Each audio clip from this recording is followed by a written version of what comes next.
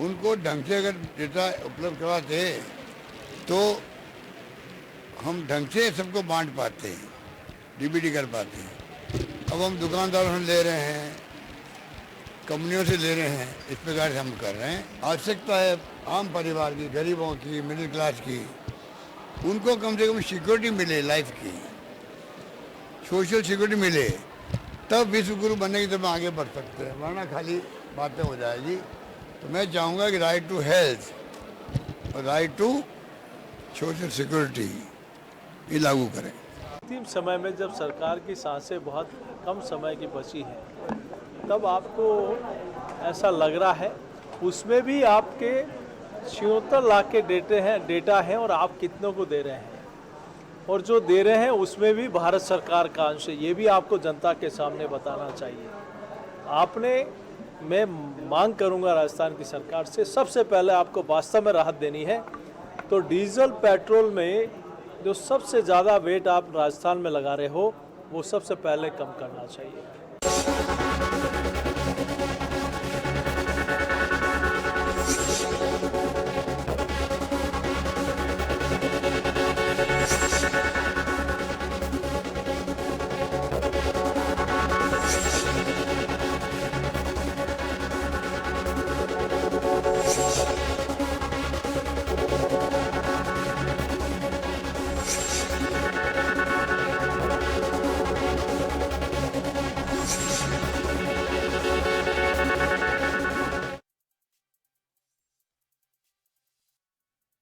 नमस्कार जंटी में स्वागत है आपका। मैं हूं योगेंद्र। आप देख रहे हैं बड़ी खबर, और बड़ी खबर में हम बात करेंगे राजस्थान सरकार के राहत कैंप्स की।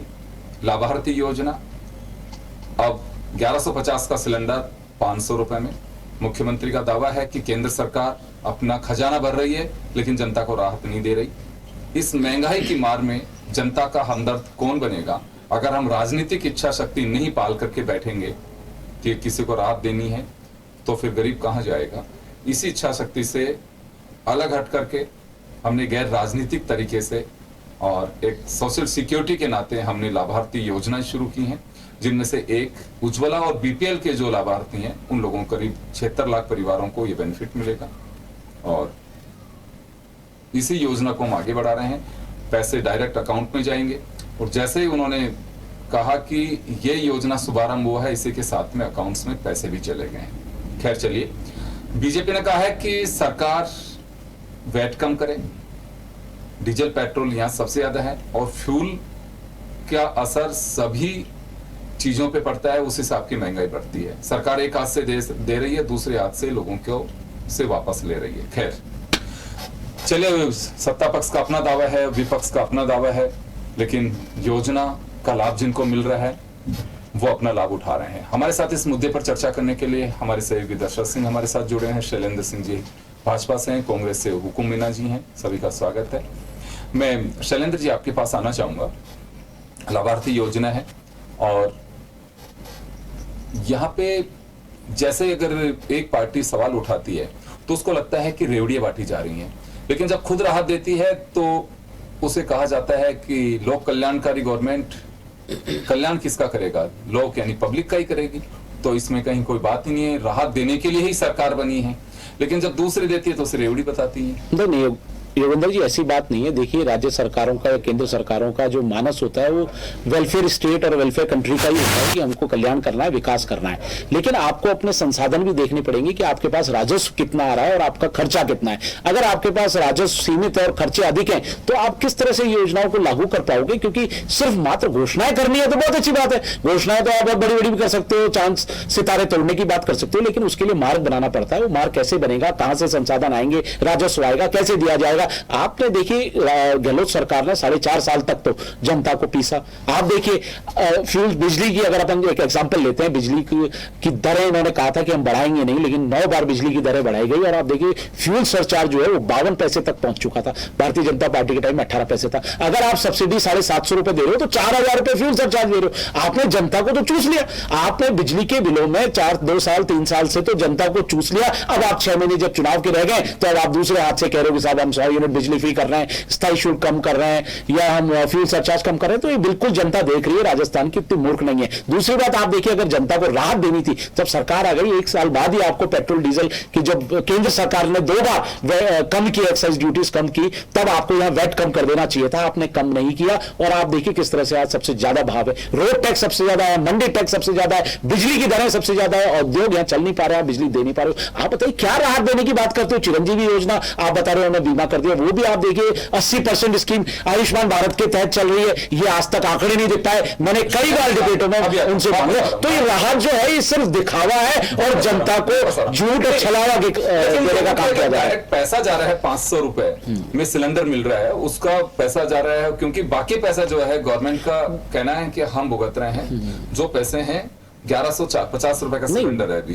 देखिए बिल्कुल, मैं देखिए सरकार लाभ अगर जनता को होता है तो वो लाभ हम बहुत अच्छे से, हमें भी स्वीकार है और जनता को लाभ मिलना भी चाहिए, लेकिन आप उस लाभ के चक्कर में अपने राजस्व तो आप दिवालिया तो नहीं निकाल दोगे राज्य का, ये देखने की बात है ना। आपने जैसे ओपीएस लागू की, आपने ना बजट में प्रावधान किया, ना आपने केंद्र की जो पेंशन प्राधिकरण है उससे आपने सहमति ली, आपके पैसे अटक गए, आज आप पेंशन नहीं दे पा रहे हो, कर्मचारी आंदोलन कर रहे हैं, 80-100 मंत्रालय कर्मचारी, 100 विभागों कर्मचारी आंदोलन रहते हैं। क्या हालत आपने राजस्थान की कर दी है, सिर्फ आप महंगाई देकर, और वो भी आप देखिए महंगाई देने का काम करते जब सरकार आ गई थी तब से करते ना, अब आप 6 महीने बचे जब आप लड्डू बांटने में लग गए। ये इसका हमारा ऑब्जेक्शन है। वापस आ रहा हूं, हुकुम जी आपके पास आना चाहूंगा। आरोप सारे आपने सुना, मैं रिपीट नहीं करूंगा। सीधा बीजेपी का हमला है कि राहत के नाम पर ये गुमराह किया जा रहा है और जो सरकार का खजाना है उसका पलीता लगाया जा रहा है, यानी कि आपके पास में आमदनी इतनी है उससे ज्यादा आप खर्चा कर रहे हो। योगन जी, मैं कहना चाहूंगी कि बीजेपी का तो हमेशा से यही रवैया रहा है कि आरोप प्रत्यारोप लगाने का, जबकि इनको चाहिए था कि जनता को राहत दे, लेकिन जब सरकार, राजस्थान सरकार या कोई और सरकार कहीं पे भी जहाँ भी सरकारें हैं वो जनता को राहत देती है तो उसमें अवरोध पैदा करने का काम इनका होता है। अभी उज्ज्वला योजना के डाटा इन लोगों ने से नहीं दिए जा रहे हैं, डाटा मांग रहे हैं तो ये डाटा नहीं दे रहे। हम गैस एजेंसियों से डाटा ले रहे हैं और उसके आधार पर लोगों को राहत दे रहे हैं, फिर भी इन लोगों को अगर आप लोगों को इतनी ही प्रॉब्लम है बीजेपी वालों को, तो आज तक आपने कोई धरना, कोई जनता के लिए कोई आक्रोश, इस तरह का कोई चीज की नहीं। आपने आक्रोश के नाम पर कुछ रैलियां की। मेरा एक छोटा सा सवाल है, ये बताइए मुझे कि सरकारों को पता तभी चलता है कि महंगाई है या कहीं कोई गड़बड़ है जब तक विपक्ष आंदोलन नहीं करे? मैं ये नहीं कह रही आंदोलन विपक्ष कब करता है, आंदोलन विपक्ष तभी करता है जब उनको कोई कमी दिखती है। जब राजस्थान सरकार में कोई कमी नहीं है तो इन आंदोलन हुए ही नहीं, आंदोलन अवसर नहीं मिल पा रहा, इनको अवसर नहीं मिल पा रहा। नहीं, छोटे छोटे विपक्ष तो छोटे छोटे मुद्दों को उठा करके आंदोलन करता है, इनको कोई मुद्दा ही नहीं मिल रहा है। हमारे 4 साल में 4.5 साल हो गए सरकार को, 4.5 साल में बजट कितना अच्छा बजट की घोषणा की है, और चिरंजीवी स्वास्थ्य योजना, हमारी जो 10 योजनाओं को राहत कैंप लगाया जा रहा है उसके तहत पंजीकरण जो करवाया जा रहा है लोगों को, और आज ही लाभार्थ उत्सव जो मनाया है उसमें 60 करोड़ जो पैसे हैं वो लाभार्थी के खाते में ट्रांसफर किए गए हैं, और उसमें से 14 लाख लाभार्थियों को ये जो 60 लाख रुपए है वो ट्रांसफर किए गए हैं। तो कहाँ हम लोगों को जनता इतना अच्छा रेस्पॉन्स दे रही है। बीजेपी माइंडेड लोग भी आजकल ये कह रहे हैं कि नहीं, वास्तव में राजस्थान सरकार ने बहुत अच्छा काम किया है। उन्होंने भी मानस बना लिया है कि हाँ, आपकी बार सरकार आए तो राजस्थान सीएम, मुख्यमंत्री जो अशोक गहलोत जी हैं उस तरह के सीएम आए तो जनता को राहत मिल सकती है। अब इनके पास कोई मुद्दा ही नहीं होगा तो आरोप प्रत्यारोप तो ये लगाते ही रहेंगे। मोदी जी आए थे अभी तो ईआरसीपी का भी ये मुद्दा इन्होंने कहा, जनता के लिए पानी नहीं है, जनता के लिए राजस्थान का कैसे हालत है, वापस लौटूंगा, उसको अपनी योजनाओं को चला करके वापस आ रहा हूँ आपके पास में। मैं दशरथ के पास में जाना चाहूंगा। दशरथ, आपके लाभार्थियों से भी बात हुई, उन लोगों का क्या कहना है? राजनीतिक दल तो चलो अपनी बात कहेंगे। देखिए, निश्चित तौर पे 14 लाख परिवारों को अगर सीधा सब्सिडी का फायदा हुआ तो निश्चित तौर पे परिवारों में भले ही लेट हो, लेकिन एक परिवारों के अंदर अगर 500 रुपये में उसको सिलेंडर मिलेगा तो हर कोई महिला चाहेगी कि ऐसी सरकार उनके लिए अच्छी है। क्योंकि मुख्यमंत्री जब संवाद कर रहे थे, कई महिलाएं चाहे जयपुर की हों, बाहर की हों, उनसे जब बातचीत की गई थी तो कई महिलाओं ने 10 बड़ी स्कीम्स हैं, लेकिन 4 से 5 ऐसी स्कीम हैं जिनका फ़ायदा है वो ज़्यादातर जो लोग हैं 70-80% उन परिवारों तक जा रहा है, चाहे वो बिजली की हो, चाहे चिरंजीवी हो चाहे सिलेंडर हो। तो कुल मिलाकर जो फायदा सरकार की तरफ से दिया जा रहा है उसका स्वागत तमाम जो महिलाएं थी वो की थी। हालांकि बीजेपी के अपने दावे हैं कि ये चुनावी वर्ष है और चुनावी वर्ष में 6 महीने पहले आप रेवड़िया बांट रहे हो। रेवड़िया बांटने पर भी मुख्यमंत्री ने हाथ तंज कसा और उन्होंने कहा कि जनता का पैसा जनता को दे रहे हैं, इसमें आपको कहाँ दिक्कत है। ये पैसा राजस्व का है और राजस्व का जो पैसा हमारे पास आया उसी में से हम निकाल कर ऐसे परिवारों को हम और क्या दे सकते हैं। साथ ही उन्होंने ओपीएस की, जैसे बीजेपी के प्रवक्ता महोदय ने बात छेड़ी, उन्होंने ये कहा कि ओपीएस का, मैं आज आपको कह रहा हूँ, ओपीएस एक न एक दिन केंद्र सरकार को लागू करना पड़ेगा। उन्होंने यहाँ तक कहा कि दिल्ली की एक मीटिंग में हिमाचल के पूर्व जो सीएम हो गया, तो नहीं मैं पुरानी बात कर रहा हूँ, सीएम अशोक गहलोत ने कहा कि दिल्ली में एक मीटिंग थी जिसमें हिमाचल के पूर्ववर्ती जो सरकार थी बीजेपी, उसके सीएम भी थे, मैं भी था। उस वक्त उन्होंने प्रधानमंत्री नरेंद्र मोदी से कहा कि चुनाव का टाइम है, चुनाव चल रहा, ओपीएस की डिमांड है, आप लागू कर दीजिए। लेकिन मुख्यमंत्री की तरफ से ये कहा गया कि प्रधानमंत्री जिद्दी हैं, प्रधानमंत्री जिद के कारण हिमाचल में लागू नहीं किया। वही बात कर्नाटक में उठ गई और दोनों जगह इनकी सरकार चली गई, बन नहीं पाई, और यही राजस्थान में होगा। यानी कि सीधा साफ है कि अशोक गहलोत सरकार या मुख्यमंत्री गहलोत ओपीएस और ये तमाम जो बड़ी स्कीम्स हैं इसके माध्यम से उनको लगता है कि राजस्थान में सरकार रिपीट करेगी। शैलेंद्र जी, एक बात मैं जानना चाहूंगा कि मैं आपकी बात से सहमत हूं, मैं इस बात के कतई पक्ष में नहीं हूं कि आप खजाना खाली कर दें। कोई गवर्नमेंट हो, चाहे यूनियन गवर्नमेंट हो, स्टेट गवर्नमेंट्स हो, मैं केवल एक सरकार को कटघरे में नहीं खड़ा कर रहा हूं। आपकी पीड़ा भी मैं सैल्यूट करता हूं आपको कि कोई भी सरकार हो, बीजेपी की हो, कांग्रेस की, दूसरी पार्टियों की हो, आप बिल्कुल लोक कल्याणकारी सरकार होती है और करना भी चाहिए, क्योंकि बहुत सारे तबके होते हैं वो राहत की उम्मीद करके चलते हैं, देनी चाहिए। लेकिन वास्तव में इसका कोई पैरामीटर होना चाहिए कि हाँ आप इस लिमिट तक करेंगे, क्योंकि मैं आंकड़े पढ़ रहा था, भारत की कोई गवर्नमेंट ऐसी नहीं है जिसने खजाने में, मतलब चुनावी साल में आंख मूंद करके पैसे खर्च नहीं किए हों। कोई भी गवर्नमेंट, चाहे वो आपकी पार्टी की गवर्नमेंट हो, चाहे कांग्रेस की हो, चाहे दूसरी पार्टियों की सरकार हो, क्योंकि ये टैक्स पेयर्स का पैसा है। वो टैक्स पेयर्स में भी केवल वो नहीं है कि 2%, 3%, 10% जो लोग वही टैक्स पेयर हो। हर व्यक्ति टैक्स पेयर है, हिंदुस्तान का हर नागरिक टैक्स पेयर है। अगर वो एक माचिस की डिब्बी भी खरीद के लेके आता है वो टैक्स देता है, वो भी चाय की पत्ती लेकर के आता है, दूध की थैली लेकर के आता है, वो भी टैक्स पेयर है। बीपीएल भी टैक्स पेयर है। वो ये नहीं इनकम टैक्स का स्लैब के अकॉर्डिंग अगर वो पे नहीं कर रहा टैक्स, लेकिन वो किसी चीज पे तो टैक्स दे ही रहा है, वो जीएसटी के माध्यम से दे रहा है, कैसे भी दे रहा है, वो टैक्स पेयर है। टैक्स का मतलब ये नहीं कि इनकम टैक्स हो, टैक्स जिस भी मद में वो दे रहा है वो टैक्स पेयर है। फ्यूल डला रहे हो आप, कितने तरह का आपके पे टैक्स लग रहा है, तो वो भी आपके देश के निर्माण में, राज्यों के निर्माण में उसकी भी भूमिका है।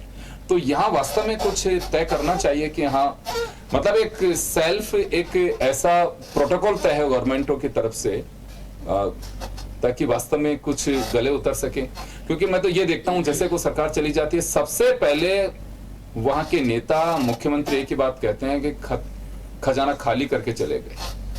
निश्चित तौर पर आपकी बात बहुत अच्छी है योगेंद्र जी, मैं इसका स्वागत करता हूं कि निश्चित तौर पर फाइनेंशियल मैनेजमेंट बहुत इंपॉर्टेंट चीज होती है। बिना फाइनेंस के आप देश नहीं चला सकते, राज्य नहीं चला सकते, विकास नहीं कर सकते, जनता को लाभ नहीं दे सकते। और जो तमाम योजनाएं होती हैं, चाहे वो स्वास्थ्य हो, रेल की हो, सड़कों की हो, बिजली की हो, सब कुछ जो है वो उसी पर डिपेंड करता है। तो इसीलिए माननीय प्रधानमंत्री जी का यही मंतव्य था कि आपके अपने संसाधन देखिए, अगर संसाधन है तो आप दीजिए। यही बात हमारी सीतारमण जी आई थी, केंद्रीय मंत्री जी, उन्होंने भी कहा कि आपके पास संसाधन है, दीजिए। हम कभी कोई अगर जनता का लाभ हो रहा हो, किसी भी व्यक्ति का लाभ हो रहा हो, अगर वैसी योजनाएं चलती हैं तो हम उसका स्वागत करते हैं। लेकिन ऐसी योजनाएं नहीं हो जो धरातल पर ही नहीं आ पाए, आप उसको आगे जाके उलझा दो, वो तरीके से पहुंच नहीं पाए, उसका लाभ मिल नहीं पाए। आज आप देखिए कितनी जबरदस्त ओपीएस की बात चल रही थी, कितनी जबरदस्त विसंगतियां हैं। मैं एक कर्मचारी नेता से बात कर रहा था, वो मेरे साथ एक डिबेट में भी थे, उन्होंने कहा साहब इतनी जबरदस्त अच्छी योजना है, लेकिन उसमें इतनी जबरदस्त विसंगतियां हैं कि अभी तक लाभ नहीं मिल पा रहा है। तो निश्चित तौर पर हमारा यही कहना है कि अगर आपको वास्तविक लाभ देना है तो योजनाओं विसंगति ओपीएस में नहीं सुनिए, हाँ, उसमें बोले तमाम विसंगतियां ओपीएस की योजना में। सर मैं माफी चाहूंगा, आप जो कर्मचारी कह रहे हैं वो ये कह रहा है एनपीएस और ओपीएस के बीच में जो फंसा हुआ है, क्योंकि आप ओपीएस अगर लागू कर रहे हैं वहां से फंड आपको ट्रांसफर नहीं हो पा रहा है अभी। तो फंड क्यों नहीं होगा? राज्य सरकार को तो मिलेगा नहीं फंड, क्योंकि विसंगति नहीं है। नहीं विसंगतियां हैं, यही तो बोल रहे हैं। लागू करने के बाद में आप नहीं साहब, वो ये भी कह रहे हैं कि आप अगर उतना पैसा जमा कराइए, अगर आपको ओल्ड पेंशन स्कीम में आना है, वो 2014 के बाद से आपको इतना पैसा जमा कराना पड़ेगा। वो भी तो बाकायदा मेरी डिबेट हुई है और उस पर उन्होंने कहा कि विसंगतियां है वो दूर होनी चाहिए। यही हमारे प्रतिपक्ष के नेता राजेंद्र राठौड़ जी ने भी कहा था कि जो विसंगतियां है उसको दूर करनी चाहिए। हमारा उद्देश्य भी वही है भाई, हम चाहते हैं कि अगर कोई योजना है तो उसका वास्तविक लाभ मिले, ऐसे दिखावे का लाभ नहीं चाहिए। क्या एक गैस सिलेंडर देके आपको बंद करनी है इस योजना को? बताइए, आपको अगर देना है तो वास्तविक रूप से आप बताइए ना। अगर आपकी नीयत साफ होती, नहीं, अगर आपकी नीयत साफ होती तो आप जब सरकार बनी थी उसी 6 महीने 1 महीने बाद ही देते ना। आपकी बजटीय घोषणाएं पूरी नहीं हुई। अगर आप 4 साल के बजट की घोषणाएं देख लोगे 50% पूरी नहीं हुई। और ईआरसीपी की बात करते हो, ईआरसीपी आपका तो विजन ही नहीं है, ये भारतीय जनता पार्टी की परिकल्पना है। लेकिन आप उस रिपोर्ट को दुरुस्त नहीं करना चाहते, जो उसकी खामियां उसको दूर नहीं करना चाहते, मध्य प्रदेश से एनओसी लेके नहीं आना चाहते। तो अब आप बताइए, सिर्फ राजनीति करना। अरे आपकी सरकार थी, मैं आपको मीना जी बात बता दूं, आपके मुख्यमंत्री अशोक गहलोत जी ने चिट्ठी लिखी थी, कांग्रेस की कमलनाथ सरकार थी।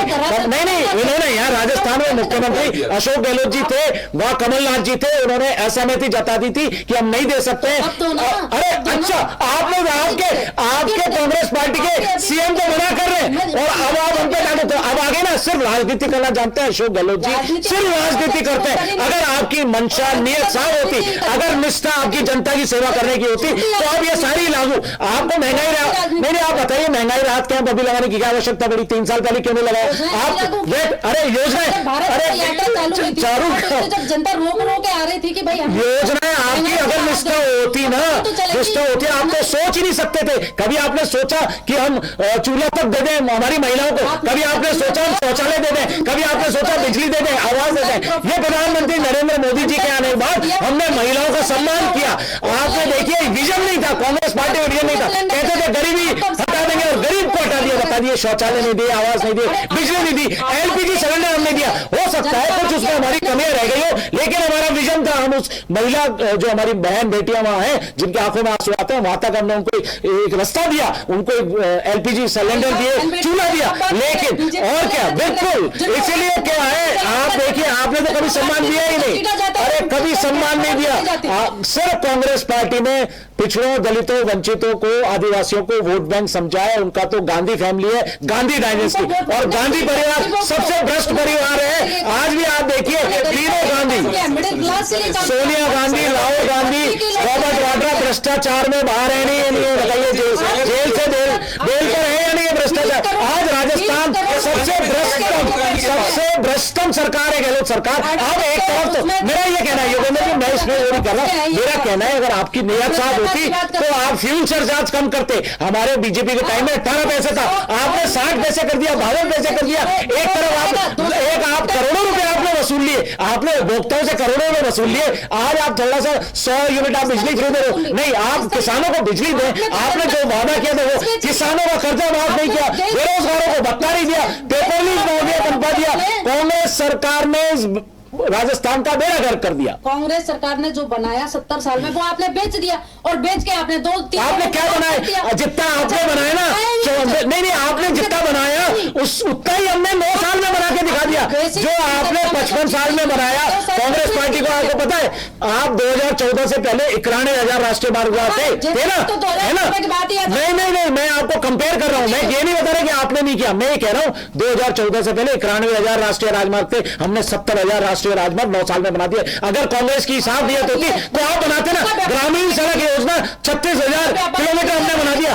आप एम्स 7 एम्स दे पाए, हम 15 एम्स, हमने 8 एम्स दे दिए 9 साल में। हमने रेलवे का आधुनिकीकरण कर दिया, जो विकास अरे आप तो मेडिकल कॉलेज, अरे 15 एम्स दे दिए। मैं बिल्कुल नाम गिना दूंगा, आपके पूरे तथ्य हैं और आप चाहे तो गूगल पे सर्च करके उस डेटा को वेरीफाई भी कर सकते हैं। आप देखिए, नहीं विकास की बात आप करते हैं ना, मैं आपको बता रहा हूँ।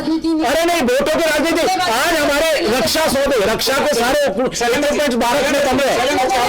आज आपकी हकीकत मैं तो कंपेयर कर रहा हूँ विकास का कि 9 साल में हमने वो कर दिया जो 55 साल में कांग्रेस नहीं कर पाई। मतलब आप तथ्य मानोगे, मतलब आतंकवादियों को पैसे देने की सरकार, आप अभी भी यही नीति रही है, कांग्रेस का चरित्र यही रहा है। सुने अपन अभी केंद्र के चुनाव जब होंगे जब बात करेंगे सारी चीजों पे। अभी तो फिलहाल राहत कैंप पे अपन फोकस करें।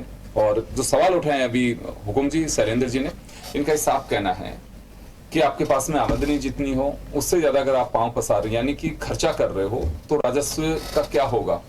देखिए, मैं ये कहना चाहूंगी, माननीय मुख्यमंत्री जी ने जो जो योजनाएं लागू की हैं वो सारी धरातल पे हैं और उनके जैसा कार्यकाल इतिहास में याद रखा जाएगा। गहलोत जी ने वो ही योजनाएं लगाई हैं, अपने बजट के अनुसार योजनाएं दी हैं और सारी अमल हो रही हैं, धरातल पे आ रही हैं। अभी आपको 14 लाख जो अभ्यर्थी हैं, लाभार्थी हैं, उनके उसमें 14 लाख आज दिए, आज दे दिया और 76 लाख भ्रष्टाचार में पहले नंबर पर, कानून व्यवस्था पहले नंबर, महिलाओं परिवार की हमारे टारगेट है, 76 लाख परिवार हमारे टारगेट है, उसमें से 14 लाख को तो दे दिया और 48 से 63 लाख के करीब उन्होंने पंजीकरण करवा दिया। उनके भी खाते में अभी पैसे जाएगा धीरे धीरे। और 19,000 करोड़ रुपए जो महंगाई राहत कैंप के लिए हमने लागू किया है, उसका महंगाई राहत कैंप लगा दिया, तो जितना जितना पंजीकरण होता जाएगा उन लोगों को लाभ मिलता चला जाएगा। तो उसके लिए तो पहले दे देते ना, हम तो इतना सा आपसे निवेदन कर रहे थे, जनता की सुध होती तो 2 साल पहले दे देते, 3 साल पहले दे देते, पेट्रोल डीजल के दाम कम कर देते, बिजली के दाम कम कर देते, रोड टैक्स कम कर देते, मंडी टैक्स। मैं चले रोकना चाहूंगा। तो खैर चलिए, राहत कैंप जारी है मुख्यमंत्री अशोक गहलोत के, और वो कई जगह जा भी रहे हैं। हर योजना को वो जनता के बीच उनके लाभार्थियों से डायलॉग भी कर रहे हैं, कैसे उन्हें राहत मिल सकती है। खैर राहत मिल रही है, लेकिन राहत के साथ साथ सियासी सवाल भी उठेंगे, क्योंकि चुनावी साल जो है और विपक्ष का अपना काम है वो उठा सकता है, कोई नई बात नहीं है। जब कांग्रेस विपक्ष में थी तो इसी तरह से वो सवाल उठाया करते थे कि चुनावी साल में रेवड़ियां बांटी जा रही हैं, तो कोई नई बात नहीं है। खैर लेकिन बहुत सारी चीजें हैं, उन पे एक्सरसाइज भी की जानी चाहिए। हम इस सवाल को भी खारिज नहीं कर सकते। आप सभी का बहुत बहुत शुक्रिया, और बड़ी खबर में इतना ही। दीजिए इजाजत, नमस्कार।